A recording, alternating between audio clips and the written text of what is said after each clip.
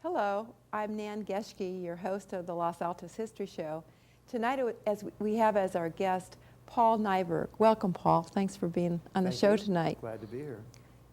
Paul is the publisher of the Los Altos Town Crier and has been our guest on the History Show a couple of other times, once to discuss Portrait of a Community, the book that was published to commemorate the 40th anniversary of the Los Altos, the town of Los Altos, the incorporation, and then wants to share with us the 50th anniversary of the town crier, and he brought lots of photographs and anecdotes and funny stories. So Paul has been a great guest.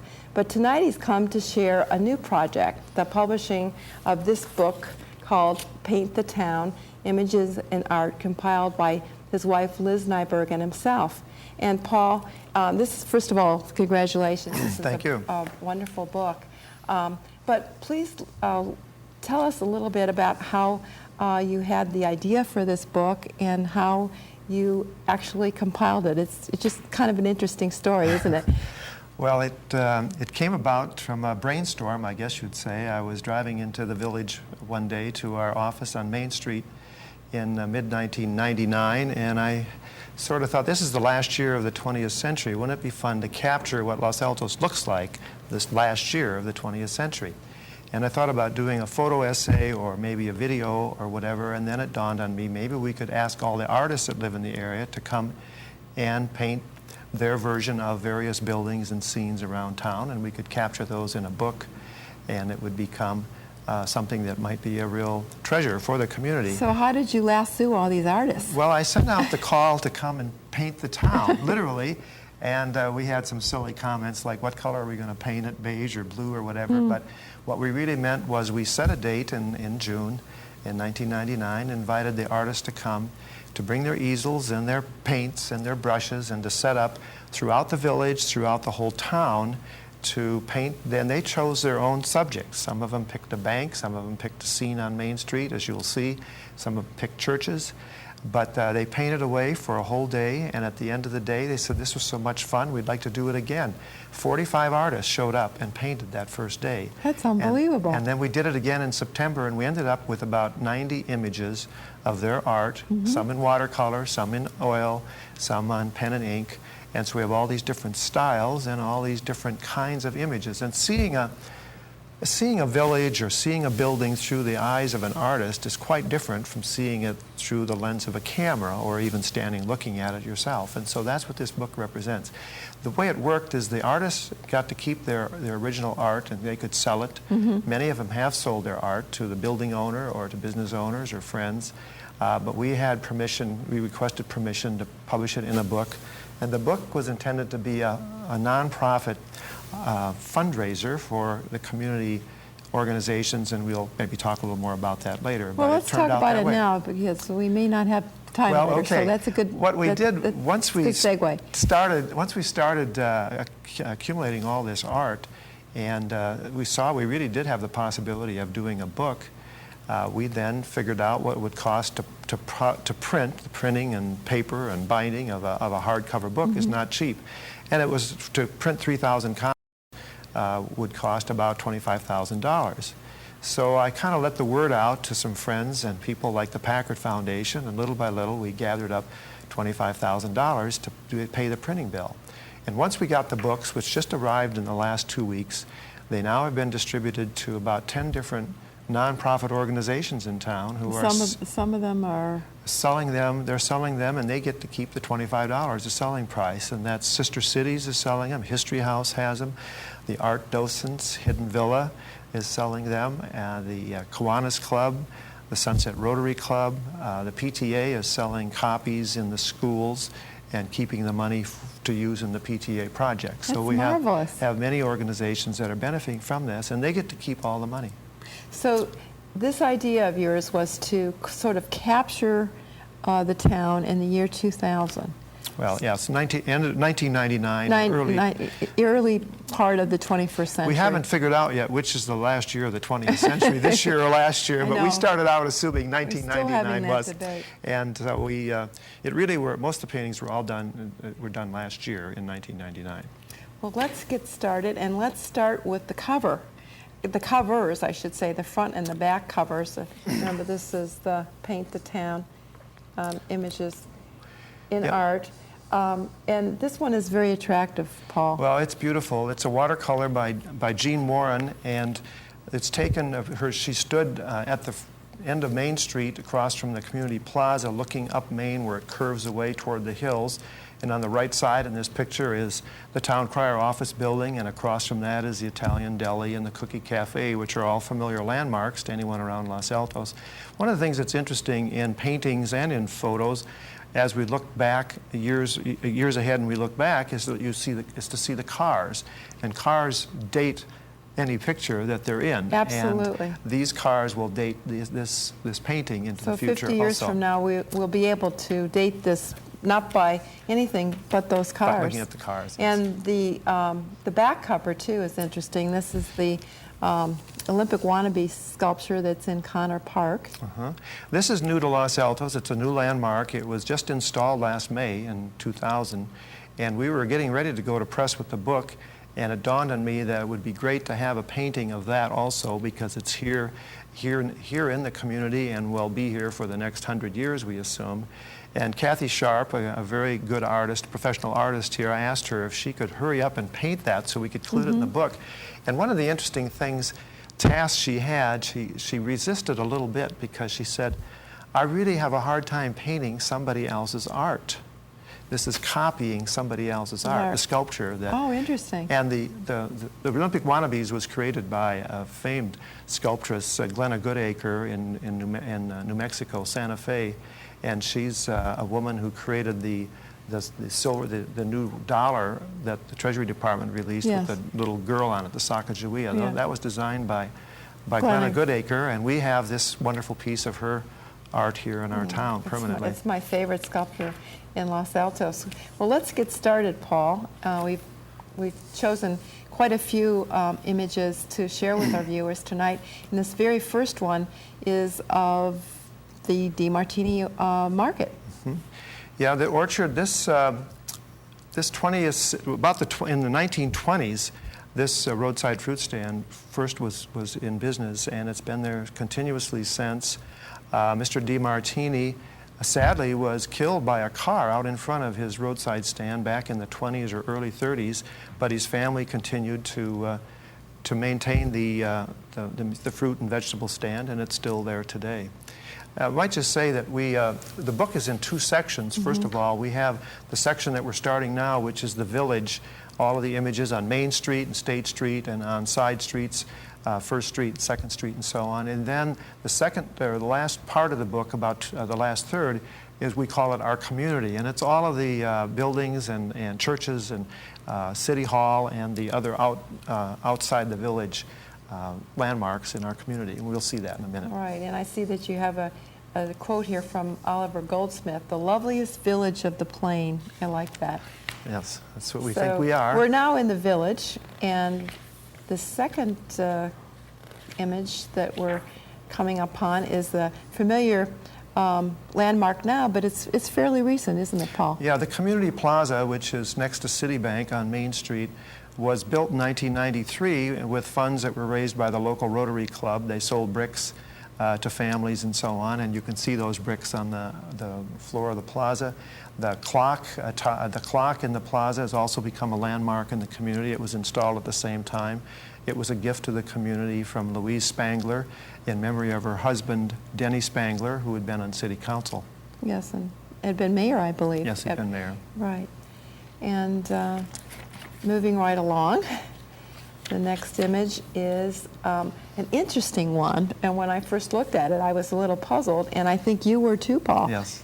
Well, it's a look down Main Street from actually right in front of the town, would be standing in front of the town crier office, and there are no cars in the picture. You look at it and say, well, you know, what's the story on this? But the artist had gone and taken a picture and then later captured it in this painting on Christmas Day, and so the name of the painting is Christmas Day on Main Street. Oh, it's wonderful. And most of us probably don't see Main Street when it doesn't have cars on it.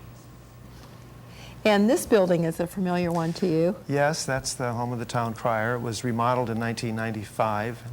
The idea of the building was to capture sort of a town crier image. The town crier term comes from England, actually, and New England, and there still are some town criers in business that ring a bell, hear ye, and beller out the news for the day, and that's what the town crier is all about. And there's even a quote here from Hamlet that includes the town crier. Yes, Hamlet, Shakespeare, I didn't know this until a year or so ago. I stumbled onto this line from Hamlet. He has Hamlet saying at one point, I'd has lief the town crier spoke my lines. And every time we hear Hamlet, of course, we wait for that, that one line. That's your line. So let's see, the next one is, another familiar gathering place in town, the Los Altos Bar and Grill, which is under new management. Yes, and it's being remodeled. It's just, I believe, it's just reopening, in fact, as we speak. And it's been a landmark for a long time, a gathering place. And this painting is one of my favorites also in the book. While the artist was painting this in June, in the afternoon, I was walking around looking and talking to some of the artists, as were a lot of people. These artists had a lot of fun because people were hanging around watching them paint that day. And while I was there, suddenly the artist looked up and said, look, and we looked on top of the canopy, and there is a pigeon sitting up there. So she quickly captured the pigeon, to get it in the painting. The pigeon is now immortalized. Right. Now, this image of Kahn's Pharmacy is near and dear to everybody's heart, I think, in Los Altos. And I know that it has a particular, it rings true with us because we were able to interview Mel Kahn and talk about his father, Sammy. But it's also interesting because... Well, architecturally, it's quite interesting because it was built, it was one of the very first commercial buildings designed by Goody Steinberg, Los Altos architect who's built lots of homes and many buildings around. He built designed the Chamber of Commerce building for Los Altos, which is down at the end of Main Street on Foothill. He designed the city police station, and those were his designs. And this building he designed for the Kahns, who have decided to actually close the pharmacy. And this is one of many in the book already, which we will be seeing as we go along. In the space of about a year, from the time this book, the artists completed their paintings, until just before we went to press, there were over 11 storefronts that already changed their face. I know, that's just amazing to me. So that was one of the ideas of this book. We better capture the look of this while we have it, or we'll forget who was there. We'll forget who's there, yeah, I guess we're going to have to.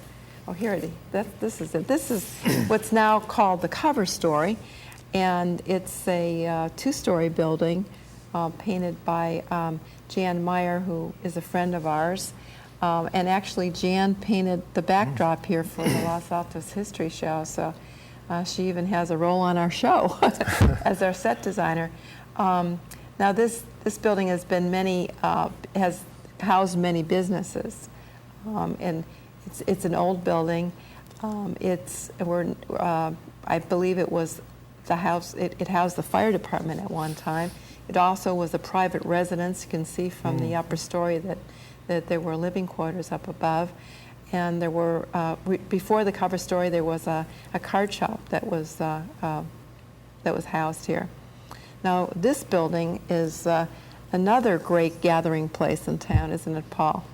Well, one of the things the artist did was that pleased me a lot is they captured the whole feel of Main Street or State Street or the Village. Not only are these cold pictures of buildings or paintings of architectural renderings of buildings, but they did such a good job of capturing people. And if you look at the people sitting here and outside Starbucks reading the paper, or with a dog, or with a bicycle leaning against the flower pot, it is just so realistic, and just brings us right into I love the mood the scene of that painting, and I love the mood of this painting. This is the by Marge Arnold. It's Main Street looking south from 2nd Street, and the reason I like it so much is the fact that it has the great mood with the purples and greens, but it actually shows the foothills in the background, and it kind of gives me the sense of this set design, because it gives you the real sense of the village being nestled into the foothills, and that's sometimes we lose sight of that. You know, we get so busy that we forget about the beautiful hillsides. And now this building, the Bayview Bank, was the second building in town, built again by Paul Schaup, who is known as the father of our town. And it's a 2-story building on the corner of Main and 2nd. It at one point was a grocery store. It was known as McDuffie's, and then later Robinson's. On the 2nd story, it housed a school at one point. This was the first site for the Los Altos Elementary School. It housed the Boy Scout troop, and they used it for church services, and then eventually for office space. Now, Bayview is in there now, but there was also another bank in there before that. And then it also has been a dress shop and sort of many other shops too.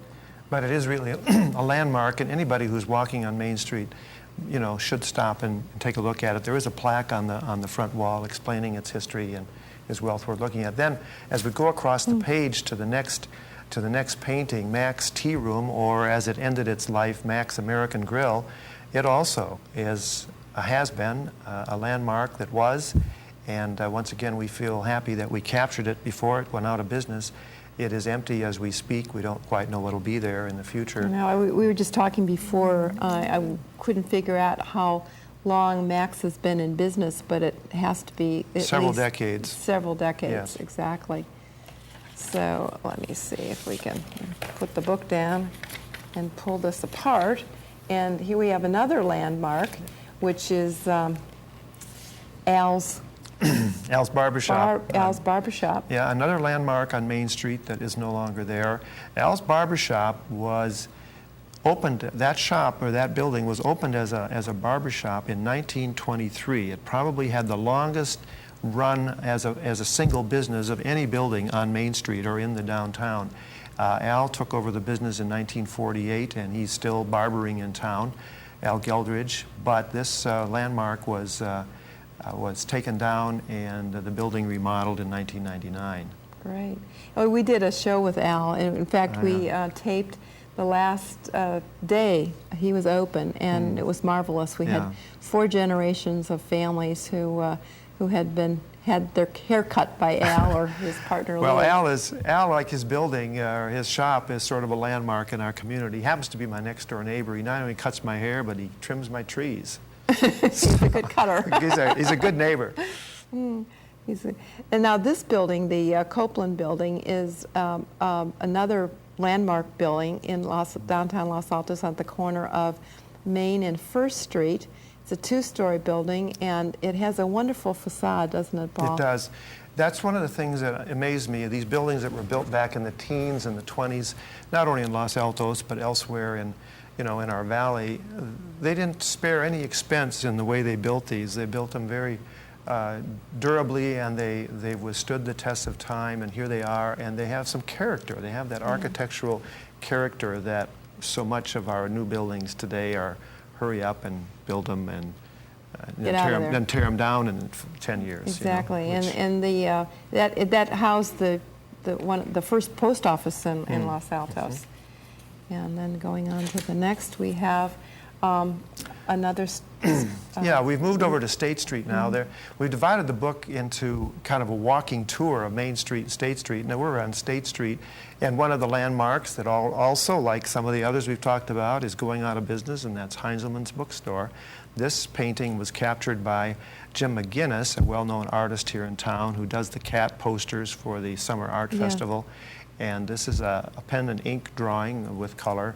And he's an excellent artist. That's but wonderful. again, it's a great loss to the community to have that store close. And then we have Viewpoints, which is also on State Street, a good local gallery to pick up art from local artists. Several artists that have their work there participated in the book, so you can even find some of the paintings there.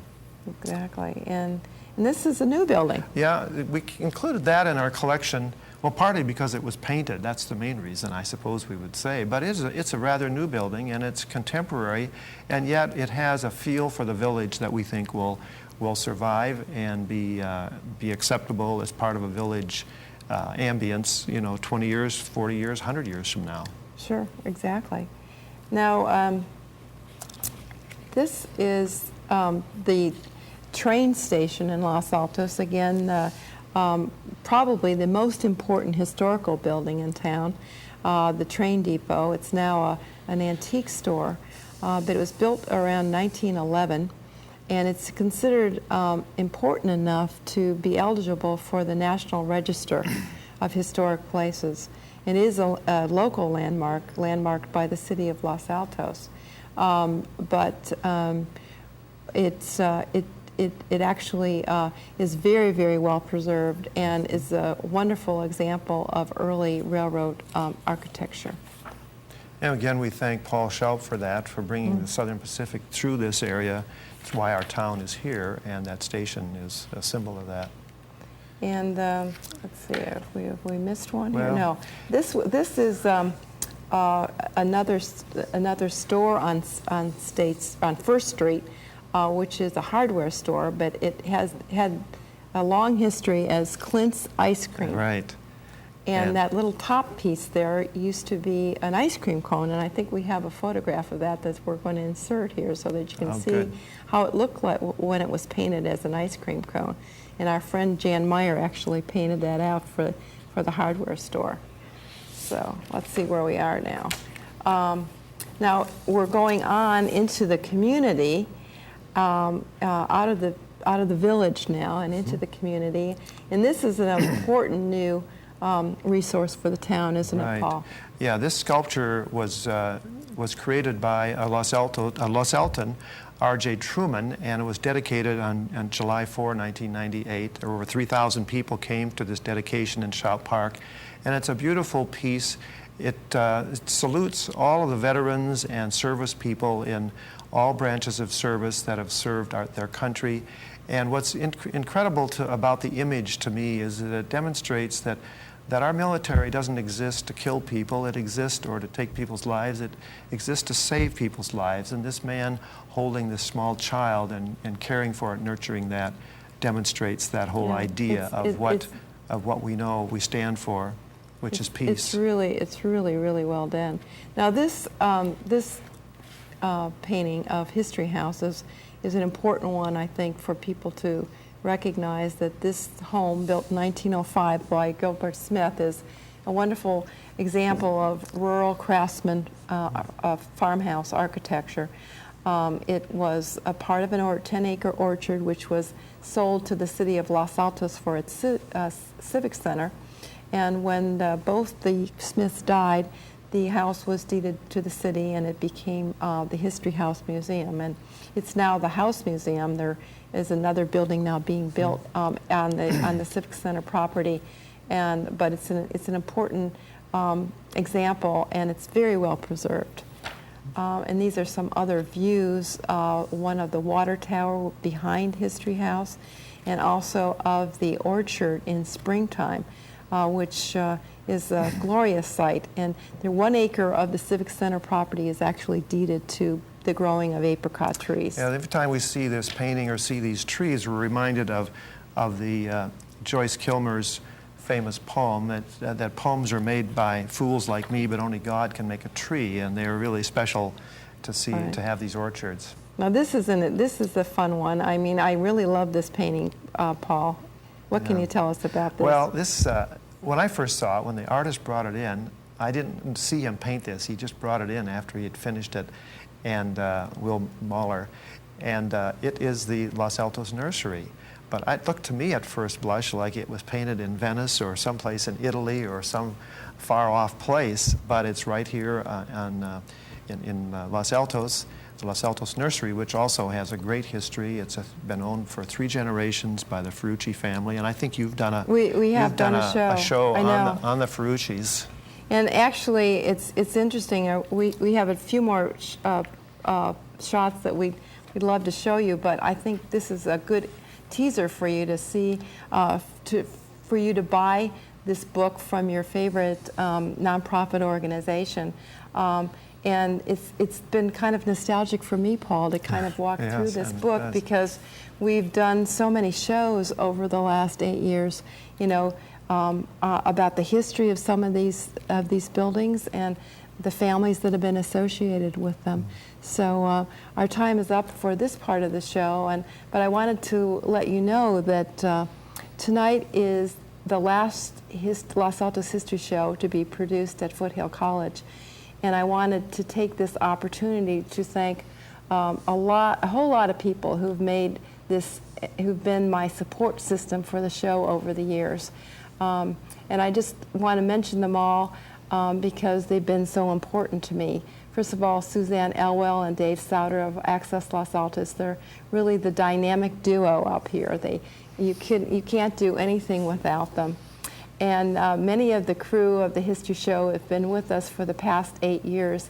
And I want to especially thank all of them, especially Bob Stroud, our lighting specialist and cameraman par excellence, for his wonderful skills, but also his delightful sense of humor and his diligence. I think being at every single History Show, except for a couple of them that I can remember.